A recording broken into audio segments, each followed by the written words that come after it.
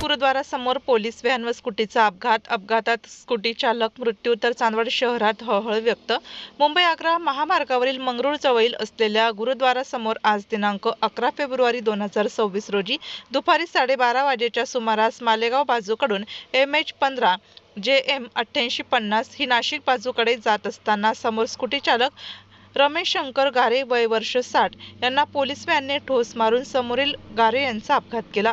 त्यामध्ये रमेश शंकर गारे हे जागेवर मृत्यू झाले असून त्यांना मंगरुळ येथील सोमा कंपनीचे कर्मचारी यांनी रुग्णवाहिकामध्ये टाकून त्यांना उपजिल्हा रुग्णालय चांदवड येथे घेऊन आले। त्यानंतर त्यांना त्या ठिकाणी डॉक्टरांनी तपासून मृत घोषित केले। पुढील अपघाताचा तपास चांदवड पोलीस करत आहेत।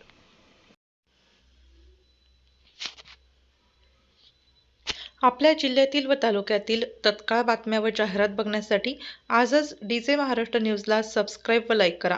तसेच प्रत्येक तालुक्यात अनुभवी प्रतिनिधी नेमणे आहे, तरी संपर्क करा।